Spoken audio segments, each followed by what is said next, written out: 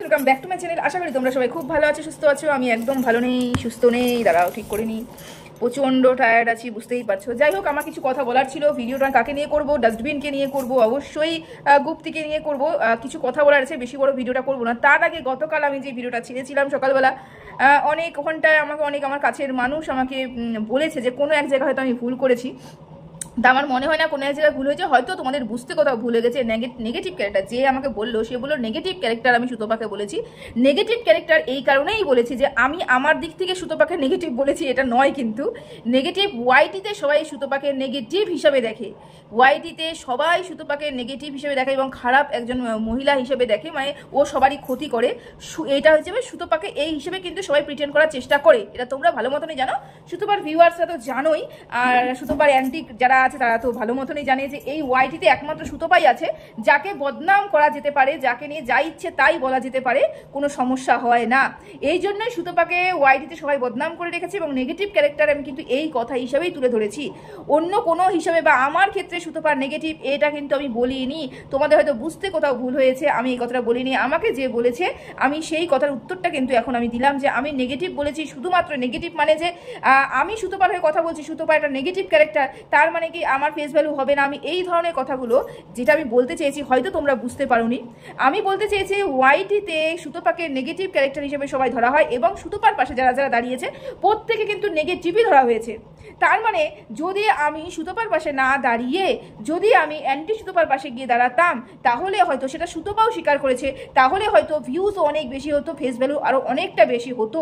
এটাই আমি বলার চেষ্টা করছি। কিন্তু না, আমি অসৎ কাজে কোনোদিনও সাথ দেব না, আর অসৎ কোনো কাজে আমি লিপ্ত হব না। এটা হচ্ছে আমি দৃঢ় প্রতিজ্ঞ আমার কাছে।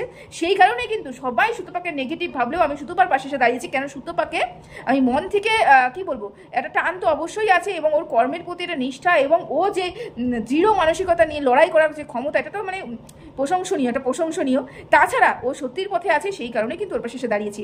নেগেটিভ আমার কথাতে আমি কিন্তু সুতপাকে নেগেটিভ বলিনি। আমি ওই মানে তুলনামূলকভাবে ওয়াইটিতে সুতপাকে নেগেটিভ বলা হয় কিছু কিছু মানুষ, মানে বেশি সংখ্যকই মানুষ, সুতপার ভালোবাসার মানুষ বাদ দিয়ে প্রত্যেকেই সুতপাকে নেগেটিভ হিসেবে দেখে, সেই কারণেই বলেছি।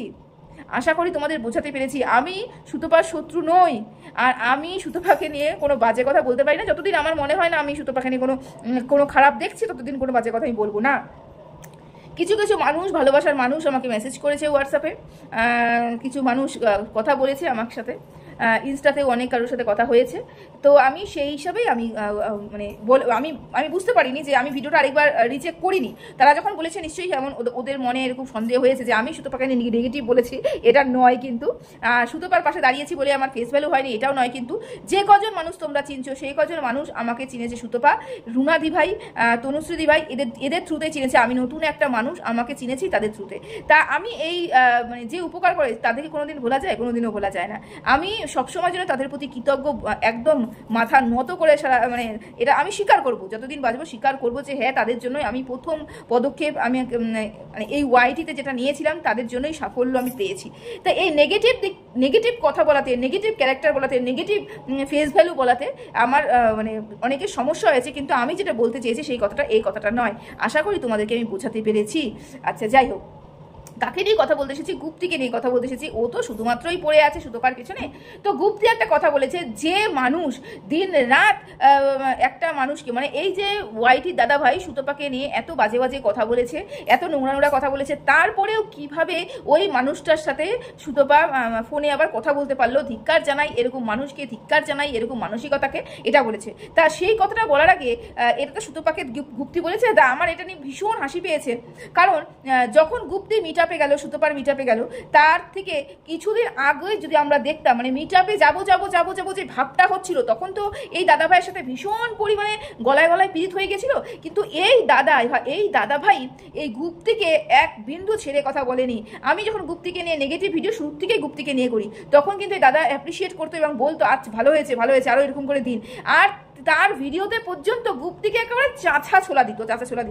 আচ্ছা, সেই চাছা ছোলা, সেই ফেলা থুতু চেটে গুপ্তি তো সুতপার মিটআপে গিয়েছিল, তাই না?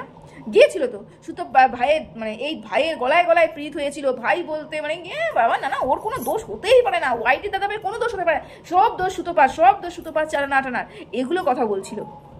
তাহলে তাহলে সেই থুতু তো তুইও যেটা ছিলিস, সরি তুমি অনেক বড় আমার থেকে, কেউ আমাকে বলেছে বড়দেরকে নাকি এরকম করে কথা বলতে হয় না। তো আমি একটা কথা তাকে উত্তর দিয়েছিলাম যে যারা এই সম্মান পাওয়ার যোগ্য তারা অবশ্যই পাবে, কিন্তু যারা যোগ্য নয় তাদেরকে কীভাবে দিই বলো তো।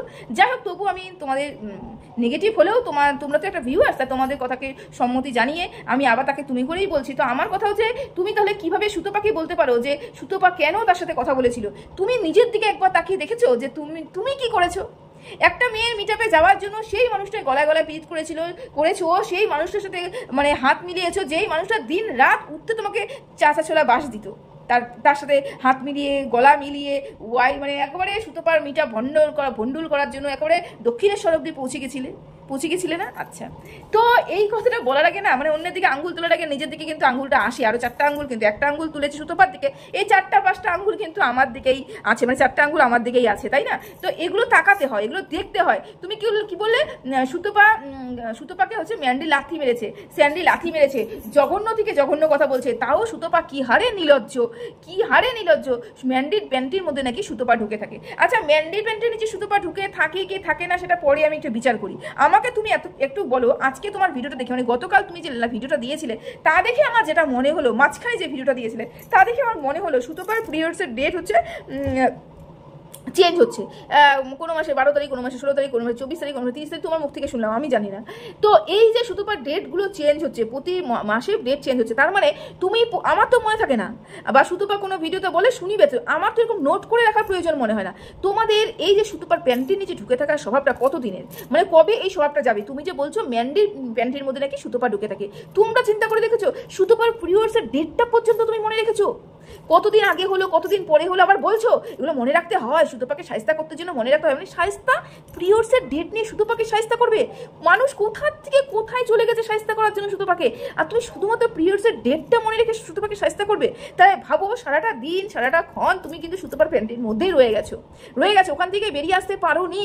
সেই জন্য ডেট মনে, একদম কোন মাসে কোন ডেটে সুতপার কখন হয়েছিল, সুতপা কখন বলেছে সেটা পর্যন্ত মনে রেখেছো।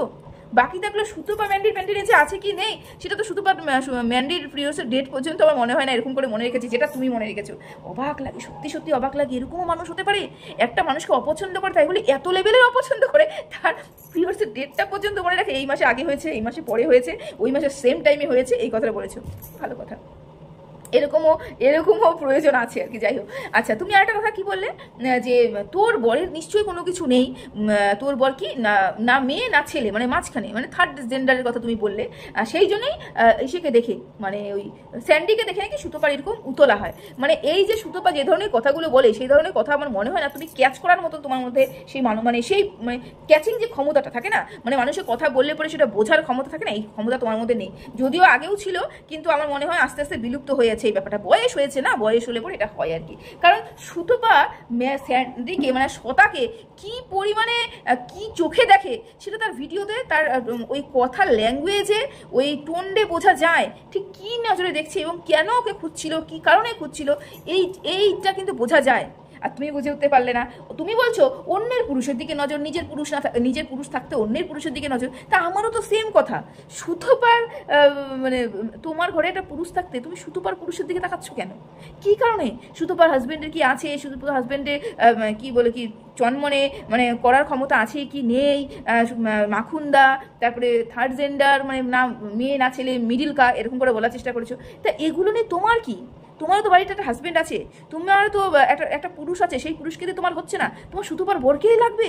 এত কেন সুতপার বরের প্রতি তোমার এত অ্যাট্রাকশন? আমি বহুদিন ধরে দেখছি, যত বাড়ি দেখছি তত তোমার অবাক হয়ে যাচ্ছে। সুতপা স্যান্ডিকে নিয়ে কি বলছে সেটা সম্পূর্ণভাবে একটা হাস্যকর একটা পরিবেশ তৈরি করার চেষ্টা করেছে, বা একটা ইয়ার্কির ছলে যে কথাটা বলেছে সেটা আমরা প্রত্যেকটা মানুষ যারা বোঝার ক্ষমতা রাখি তারা বুঝেছি।